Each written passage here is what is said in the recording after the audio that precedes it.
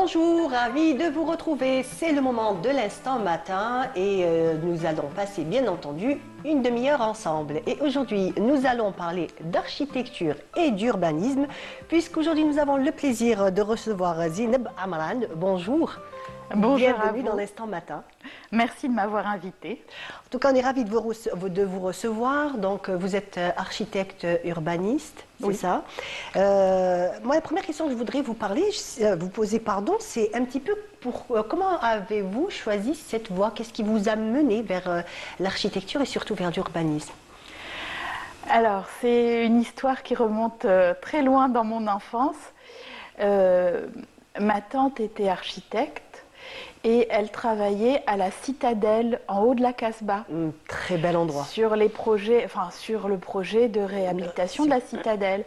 Et quand j'étais petite, comme mon oncle faisait des gardes, elle ne voulait pas dormir seule. Et je restais une semaine, j'avais 4 ans, chez elle et j'allais au travail avec elle à la Citadelle. Et j'ai joué dans mon enfance, quand j'étais toute petite à la Citadelle. Ils habitaient Bab Azoun, donc on remontait toute la Casbah. Ouais, Et donc magnifique. moi je suis amoureuse de ce patrimoine architectural de la Casbah. À 4 ans, je savais que je serais architecte et que mon ambition à l'époque, c'était de travailler sur la Casbah, sur cette architecture incroyable et unique au monde qu'on a à Alger. Oui, donc c'est vrai que vous aviez vraiment de la chance parce que grandir entre les murs de la Casbah et surtout à la Citadelle, pouvoir la voir. Moi personnellement, je l'ai vue à un âge très très tardif. Ça fait pas très longtemps en fait. Elle a été rénovée. Franchement, c'est une pure merveille. C'est vraiment un lieu extraordinaire. En plus, absolument chargé d'histoire et on sent un petit peu le poids de l'histoire quand on est dans ce genre de lieu. C'est un endroit magnifique, la rénovation a été extrêmement bien faite. Absolument. On découvre des lieux qui n'étaient pas ouverts au public. Moi, j'y suis allée donc enfant et je suis entrée dans des lieux qui étaient interdits au public, mais qui n'étaient pas rénovés. Pas encore. Donc à l'époque, tout était en ruine, tout était extrêmement dégradé. On sentait que c'était très beau, que le potentiel était incroyable, mais les espaces n'avaient pas les qualités de vie qu'on a aujourd'hui. La mosquée en haut des escaliers, c'est un lieu incroyable. C'est vraiment, on a la chance d'avoir un patrimoine architectural extraordinaire et j'invite vraiment tous ceux qui peuvent venir à Alger à aller visiter ce lieu dont la restauration n'est pas achevée puisqu'il y a une partie qu'on peut visiter et une partie qui est encore en restauration. Mais vraiment, chacun doit le voir. Absolument. Sans être architecte, quand on arrive là-bas, on se dit franchement, l'ingénierie, comment ça a été pensé, toute cette, je dirais, technologie. Quand on me parlait des hammams, où il y avait le hammam Sroun, où les pièces étaient un peu pas tout à fait très chaudes, comment qu'ils arrivaient à avoir l'eau 24 heures sur 24, de l'eau chaude. Je me dis, c'est pas possible, c'est incroyable. Il y a une réelle ingénierie de chauffage de l'eau, de transport, de circulation et tout qui est vraiment extraordinaire. Et le bain, effectivement, est un des lieux les plus incroyables et les plus emblématiques du site. Et il faut vraiment le visiter. On va revenir un petit peu, on parle de cette Casbah. Je suis sûre que si on se lance sur ce lieu-là, on pourra passer plus d'une heure à parler de ce lieu extraordinaire. Mais on va revenir un petit peu sur votre parcours. Donc, après avoir fait vos études d'architecture et d'urbanisme, c'est ça? Comment s'est déroulée un petit peu la suite? Alors, après mes études d'architecture à l'EPO, je suis partie à l'étranger et j'ai découvert les grands ensembles, c'est-à-dire les cités de logements sociaux où aujourd'hui, malheureusement, qui se sont ghettoisés et où il y a beaucoup de populations issues de l'immigration. Et comme moi, j'avais quitté l'Algérie, je me suis retrouvée dans cette population issue de l'immigration et je me suis dit que c'était pour améliorer le quotidien de cette population-là que je voulais travailler. Et donc, c'est sur des projets de renouvellement des quartiers d'habitat social que j'interviens aujourd'hui et depuis depuis le début de ma carrière finalement. Je ne suis plus à la Casbah, mais voilà, j'ai trouvé une autre voie. Des lieux chargés, c'est des lieux où il y a énormément de personnes, où je dirais peut-être même limite un petit peu comme des quartiers populaires, où il y a beaucoup de monde, où il y a beaucoup de vie. Et en fait, c'est ces lieux-là que vous essayez un petit peu de repenser pour donner une meilleure qualité de vie. Oui, c'est des quartiers très populaires, chargés de l'histoire de ses habitants, mais aussi de leur vitalité et de leur jeunesse. Parce que c'est toujours des quartiers où on a un taux de jeunes, d'enfants très très important et avec des conditions de vie difficiles. Et évidemment, l'urbanisme ne fait pas tout, l'architecture ne font pas tout, mais vivre dans un cadre amélioré, plus beau, plus agréable, plus valorisant, ça permet quand même d'avoir une image de soi-même plus positive. Et je pense que c'est important pour tout le monde, mais plus particulièrement pour les populations qui vivent dans des endroits un petit peu dévalorisés. Donc vous essayez de repenser de toute façon à l'échelle mondiale, on essaye aujourd'hui de repenser les villes, de repenser un petit peu la façon dont on crée, hein, que ce soit maintenant des cités, des quartiers, on essaie de penser différemment parce que les besoins ne sont plus les mêmes qu'autrefois. Alors, les besoins évoluent évidemment, mais c'est surtout la planète qui vit une transformation climatique importante. Et quand dans les années 60-70, on a construit beaucoup en masse en Europe, à l'époque de la reconstruction, ou qu'aujourd'hui en Algérie, depuis une vingtaine d'années, on construit en masse, on règle le problème du mal logement. Oui. Mais on ne règle pas le problème de la ville et du bien vivre en ville. Et ce que je constate à chaque fois que je suis à Alger, que je me déplace dans les environs d'Alger, c'est qu'on a construit beaucoup. C'est bien que les habitants aient des logements dignes, mais aujourd'hui, il faut aussi penser à toutes les aménités qui font la qualité de la vie en ville, donc les services, les commerces, les parcs, les jardins, les écoles, et voilà, tout ce qui entoure le fait d'habiter. Et puis, la question de l'environnement et du développement durable et du réchauffement climatique doit aussi commencer à être prise en compte pour repenser la ville plus verte, hein, c'est pas des choses extraordinaires. Justement, c'est ce qui est en train de se faire au niveau donc de la baie d'Alger. Il y a énormément d'infrastructures qui ont été construites, donc des ports de plaisance. Il y a aussi au niveau donc d'Alger Centre aussi donc ces espèces de terrasses. Ça donne une autre dynamique à la ville et surtout aux citadins. Alors c'est magnifique tous ces projets qui ont été réalisés. C'est très très bien et ça favorise, on est toujours dans le même état d'esprit, hein, d'une vision plus durable de la ville, moins en voiture, plus à pied. Plus à pied. Ou à vélo. Bon, Alger à vélo, c'est compliqué. Il y a des montées, il faut dire qu'il y a énormément de montées, donc c'est assez compliqué. Bon, si on fait le littoral, ça va, voilà. Mais après, pour aller un petit peu, on va dire vers El Biar, Benaknoun, après, il faut avoir de la force. Ou un vélo électrique. Voilà, mais en tous les cas, favoriser la marche, en tout cas les possibilités de marche dans des lieux agréables. Et la course, j'ai vu qu'il y avait un trail à Alger qui se déroulait tous les ans. C'est génial. Et donc, offrir aux marcheurs, aux coureurs des endroits où pouvoir se promener en sécurité par rapport aux véhicules, mais aussi avec des paysages incroyables, parce que les terrasses sont... On a vraiment des vues sur la baie d'Alger qui sont magnifiques. C'est très important et c'est... Il y a aussi donc le projet de terrasse au niveau de Maqam Chahed. On sait très bien qu'on a une vue imprenable sur la baie d'Alger, sur le jardin d'essai aussi d'El Hama. Ça reste un projet, j'imagine, qui va donner quand même une autre dynamique à Alger. Alors j'ai vu quelques images du chantier, de ce qui commençait à s'esquisser et je trouve que ce projet est vraiment extraordinaire. J'ai hâte de pouvoir parcourir En descendant, c'est plus facile, et en montant, parce qu'on ne voit pas la même chose quand on est dans un sens et dans l'autre. Mais c'est vraiment un très beau projet et qui va donner un nouveau souffle à Alger, en tout cas un souffle de... les sablettes permettent déjà de se promener, mais en plus de pouvoir remonter jusqu'au Maqam, ça donne l'envie d'aller marcher, ce qu'on ne fait pas forcément beaucoup à Alger parce que c'est pas toujours, on n'a pas le temps et tout. Ça reste une grande ville, ça reste une grande métropole. Voilà, une infrastructure qui va inviter à cette promenade et à cette marche. Il y a aussi donc l'aménagement d'El Kitani, donc du côté de Bab el Oued aussi. J'ai eu le plaisir d'y aller pendant l'été, donc il faisait chaud.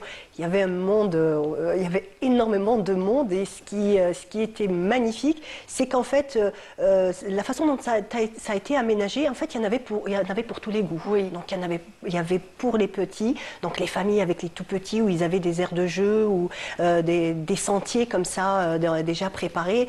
Pour les jeunes, donc là on peut faire un petit peu de musculation, un peu de sport. Pour ceux qui aiment aussi donc tout ce qui est skateboard, tout ce qui roule pour les jeunes. Et en même temps, on a cette ouverture sur la Grande Bleue. Voilà. Moi, j'ai fait mon lycée à Frantz Fanon. Et je m'asseyais toujours près de la fenêtre pour voir la mer. Et donc, El Kitani, c'était à côté, mais à l'époque, c'était pas accessible. Et on regardait avec envie ce lieu où on aurait aimé pouvoir aller se promener. Et je trouve qu'aujourd'hui, d'avoir rouvert tout ce site, de l'avoir réaménagé, d'avoir offert tout ça aux Algérois, c'est vraiment magnifique. C'est très important de créer dans la ville des espaces de respiration pour toute la population. Une ville qui ne serait que bâtiment est une ville qui est vouée au mal-être et au malaise de ses habitants. Et là, à Alger, on offre de plus en plus de possibilités d'aération, de retour vers la nature. Parce que le paysage sur la mer, le grand paysage comme ça, c'est aussi un retour à la nature. Même si elle est éloignée par le parapet, on a cette vue incroyable et puis tous ces aménagements sont fabuleux. Très bien, donc on va revenir, la discussion avec vous est passionnante, donc on revient juste après le jingle.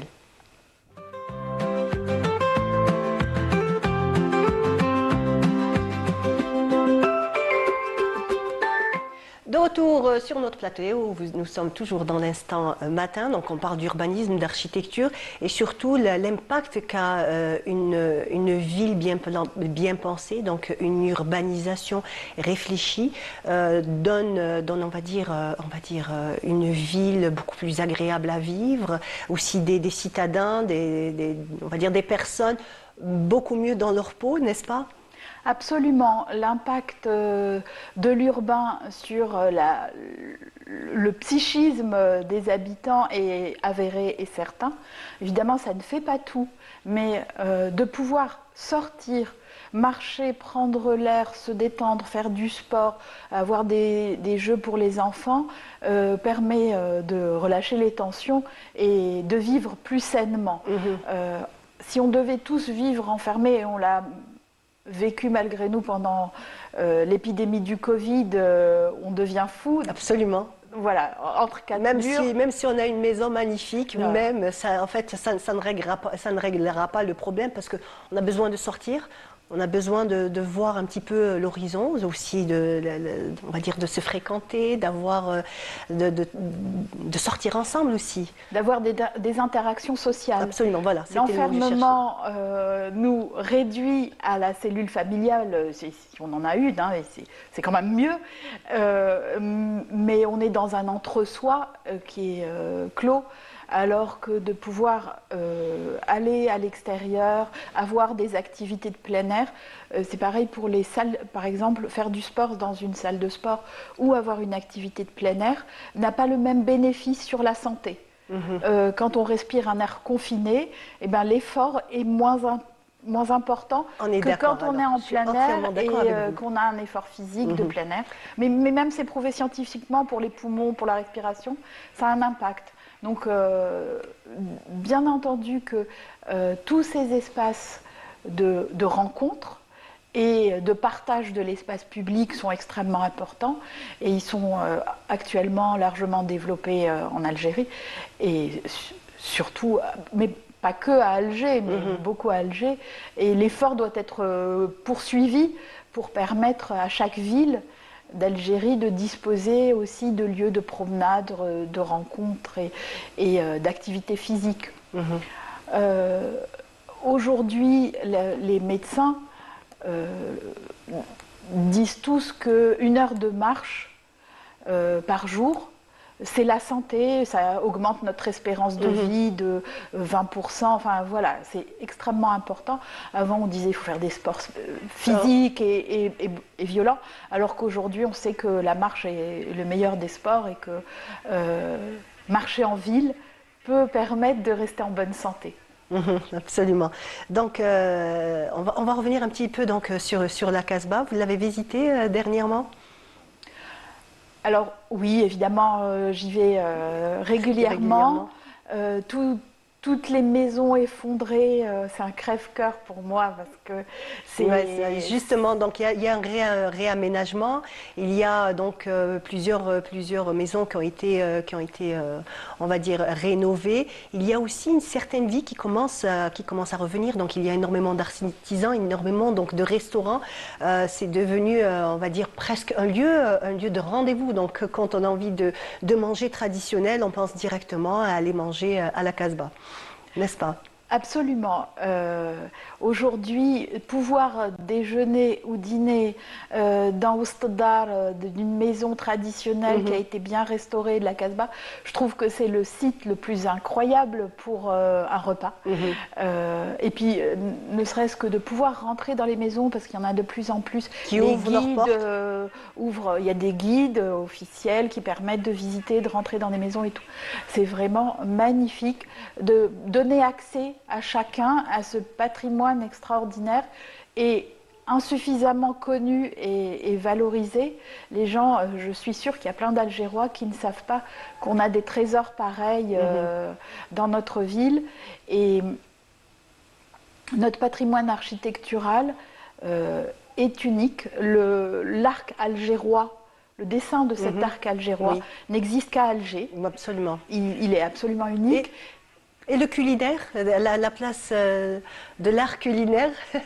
Et alors, évidemment... Vous avez un livre, donc, où non, c'est un livre de contes. Ma mère a écrit un conte à l'indépendance en 1962, à la fin de la guerre, qui s'appelle Un couscous de rêve et qui raconte l'histoire d'un père qui veut faire un couscous pour son fils. Et en fait, sa mère lui racontait ce conte et lui le transmet à son enfant. Et voilà, donc ce conte qui avait été publié en 1963 est réédité aujourd'hui. D'accord. Et il a été illustré par une dessinatrice française qui s'appelle Hélène Vincent. Et donc le conte a été écrit par ma mère Jamila Amran. D'accord.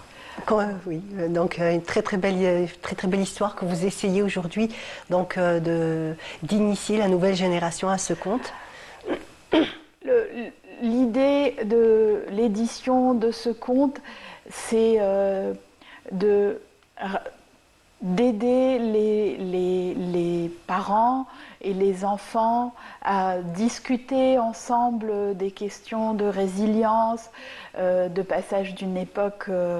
La guerre de colonisation, maintenant, c'est un vieux souvenir. Et en tout cas, pour les enfants, c'est une vieille histoire. Pour certains qui l'ont vécu, évidemment, c'est toujours très présent dans leur mémoire. Mais pour la génération de nos enfants, c'est un fait historique.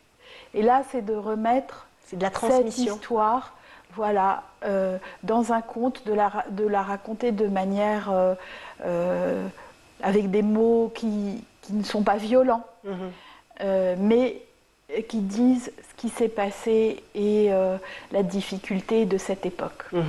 Donc garder l'histoire telle qu'elle est, donc ne pas tomber, que ça ne tombe pas dans l'oubli. Et donc à travers cette réédition et surtout le graphisme, donc le graphisme, vous avez mis un point d'honneur pour le graphisme, qu'il est quelque chose de spécial. L'illustratrice qui a fait ce conte a particulièrement apprécié l'histoire qui, même si elle parle de la guerre d'Algérie, aujourd'hui où on vit des conflits mondiaux extrêmement violents et où la question alimentaire est au cœur des conflits, même si elle est française, ça l'a touchée. Et ça répond à des faits actuels, malheureusement. Et elle a eu envie d'illustrer avec des couleurs très vives pour contrebalancer un peu la dureté du propos, d'avoir des couleurs vives qui sont les couleurs de la vie, de l'espoir, et elle a fait c'est des collages, ces très beaux collages qui viennent illustrer le livre. Très bien. Donc un dernier mot sur comment vous voyez un petit peu, que ce soit en Algérie ou ailleurs, hein. Donc la ville, comment vous la verrez, comment elle devrait être ainsi réellement, on va dire, allez, dans un monde parfait, comment devrait être une ville. Alors, dans un monde parfait, la ville est verte. Elle met en valeur son patrimoine en assumant sa modernité. Donc trouver le juste équilibre entre les deux. Voilà, valoriser l'un, mais ne pas faire du pastiche, utiliser le vocabulaire traditionnel pour retrouver une architecture qui soit son identité propre, mais adaptée à notre époque. Très bien.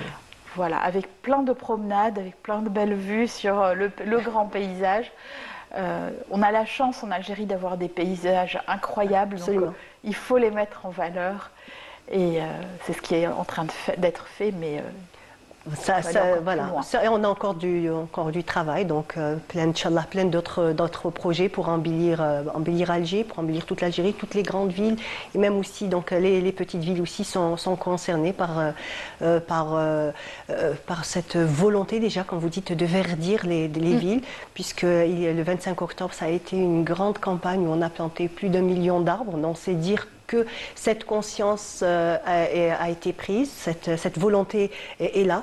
Donc après aux citoyens de rajouter un petit peu du sien. Donc peut-être planter un peu plus de fleurs au balcon, faire attention donc à toutes les plantes qui nous entourent, au jardin qui nous entoure. Donc ne pas polluer, peut-être aussi essayer un petit peu de planter soi-même si on a des espaces à faire.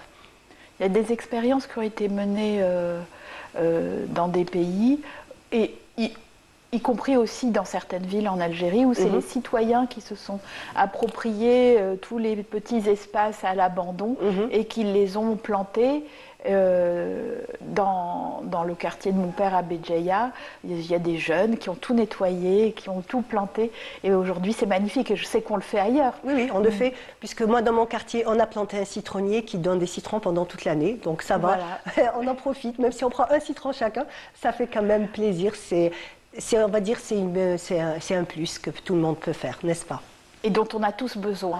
Et dont on a tous besoin. Merci beaucoup. Merci à vous. Ça a été un plaisir de vous recevoir. Donc j'espère vous recevoir encore une autre fois. On parlera toujours d'urbanisme et d'architecture et peut-être encore un peu plus sur la Casbah, n'est-ce pas? Inch'Allah. Très bien, merci beaucoup. Voilà, on arrive à la fin de notre émission. Ça a été un plaisir de vous accompagner, comme d'habitude. Moi, je vous dis, restez toujours sur les programmes de Canal Algérie.